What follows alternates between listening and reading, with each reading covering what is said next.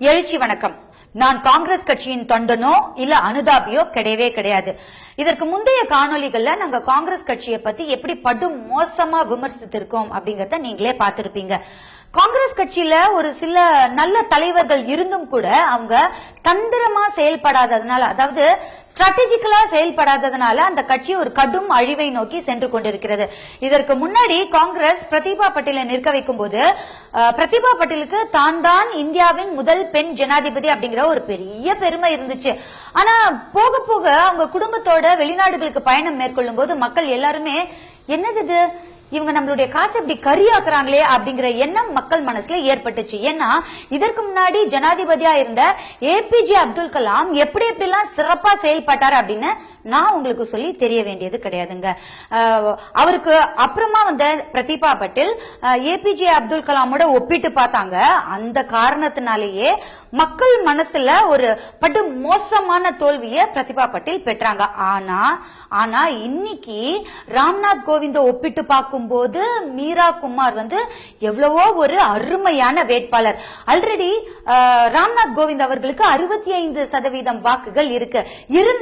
இருந்தாலும் மீரா குமார ரொம்ப தைரியமா களத்துல இருக்கிறாங்க. ஏன்னா மீரா குமார் அவர்களுக்கு மக்கள் மத்தியில ஒரு நல்ல இமேஜ் இருக்குங்க. அதை வச்சு எப்படியாவது இவங்க ஜெயிச்சிருவாங்க அப்படிங்கிற ஒரு பெரிய நம்பிக்கை இவங்களுக்கு இருக்கு.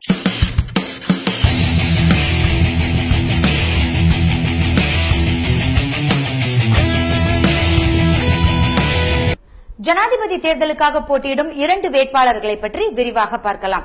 மீரா குமார் IFS ஆபீசர், இதுவரை 5 முறை மக்களால் தேர்ந்தெடுக்கப்பட்ட லோக்சபா MP, முன்னாள் மத்திய அமைச்சர், லோக்சபா சபாநாயகர் மீரா குமார் அவர்கள் அனைத்து MLA-களையும் சரியாக வழிநடத்தி சபையை நடத்துவதில் சிறந்தவர். நிறைக்குடம் எப்பவுமே தழும்பாது அப்படிங்கிறது போல சிறந்த தலித் தலைவரின் மகளான மீரா குமார் தந்தையை போலவே சிறந்த அரசியல் தலைவராக தன்னுடைய பணியை செய்து வருகிறார். நாட்டின் முதல் பெண் சபாநாயகர் அப்படிங்கிற பெருமை அவருக்கு இருக்கு. பிஜேபி சார்பா ராம்நாத் கோவிந்த் அவர்கள் அறிவிக்கப்பட்ட நிலையில் அவருக்கு எதிராக போட்டியிட சிறந்த வேட்பாளர் என்ற அடிப்படையில் மீரா குமார் குடியரசுத் தலைவர் களத்தில் இறக்கிவிடப்பட்டுள்ளார். ராம்நாத் கோவிந்த் லஞ்சம் வாங்கும் போது கையும் களவுமா பிடிப்பட்ட பங்காரு லட்சுமணனின் ஒரே ஆதரவு சாட்சி. கிறிஸ்தவர்கள் முஸ்லிம்களாம் வேற்று கிரகவாசிகள் அப்படின்னு நக்கல் அடிச்சவர்.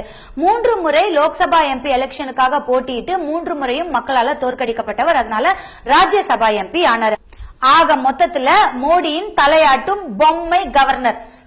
இந்த MLA-க்கள் MP-க்கள்லாம் அவங்களுடைய மனசாட்சிப்படி ஓட்டு போட்டாங்கன்னா யாரு ஜெயிப்பாங்க, யாரு தோப்பாங்க? இதுல மக்கள் சக்தி வெல்லுமா இல்ல அதிகாரப்பூர்வ சக்தி வெல்லுமா? கூவத்தூர்ல நடந்த மாதிரியே திரும்பவும் MLA-க்கள் MP-க்கள்லாம் மக்களுக்கு எதிராதான் வாக்களிக்க போறாங்களா இல்ல மக்கள் விரும்புற ஒரு நபரை தேர்ந்தெடுக்க போறாங்களா? இந்த செய்தி நம்மளுடைய தமிழ்நாட்டின் MLA-க்களுக்கும் MP-க்களுக்கும் போய் சேர இந்த வீடியோவை நீங்க ஷேர் பண்ணுங்க.